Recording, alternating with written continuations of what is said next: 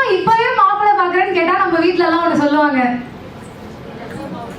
இப்ப மாப்பிள்ளை பார்க்க ஆரம்பிச்சாதான் இன்னும் 2 வருஷம் கழிச்சு கல்யாணத்தை முடிக்க முடியும், கோர்ஸை முடிக்கும் போது கரெக்டா இந்த டயலாக் எல்லாம் சொல்லிருப்பாங்க.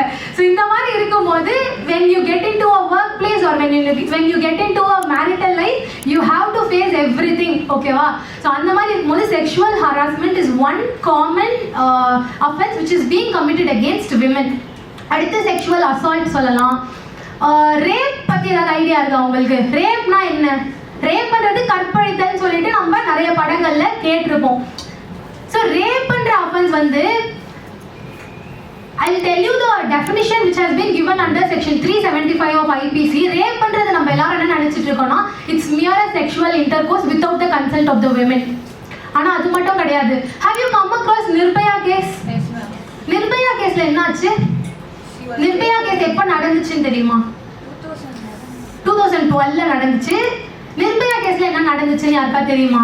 She was raped in a moving bus. She was raped in a moving bus. What else? The rod was inserted. Exactly, an iron rod would have been inserted in the private parts of that women. So அவங்களோட intestine வரைக்கும் போய் அதை damage பண்ணி அவங்கள ஒரு மாதிரி coma ஸ்டேஜுக்கு கொண்டு போயிட்டு அதுக்கப்புறம் ட்ரீட்மெண்ட்லாம் கொடுத்து பயன் இல்லாமல் இறந்து போனாங்க. இந்தியாவையே உழுக்குன ஒரு ரேப் கேஸ் அதுதான் 2012. ஸோ அந்த கேஸ்க்கு அப்புறமா தான் 2013 அமெண்ட்மெண்ட்ல ரேப்போட டெஃபினிஷன்ல it's not only the sexual intercourse without the consent of the women but also it includes any insertion of objects into the private parts of the women. How cruel it is. யோசிச்சு பாருங்க. I personally feel that rape would be one of the extreme injustice which is being given to women. Extreme injustice. ஏன்னா யோசிச்சு பாருங்களேன், ஒரு குழந்தை பிறக்கும் போது அம்மா அப்பா எவ்வளவு சந்தோஷப்படுவாங்க. அந்த குழந்தைய ஆசையா ஸ்கூல்ல சேர்த்து அது காலேஜ்ல சேர்த்து வேலைக்கு அனுப்பிச்சு வளர்த்த விட்டு இவனுக்கு இந்த மாதிரி ஒரு அந்த மொத்த கனவே அந்த பொண்ணோட கனவு மட்டும் இல்லாம அந்த பேரண்ட்ஸோட கனவையும் குலைக்கும் போது அது எவ்வளவு கஷ்டமான விஷயம். இதை வச்சு ஒரு படம் கூட எடுத்தாங்க.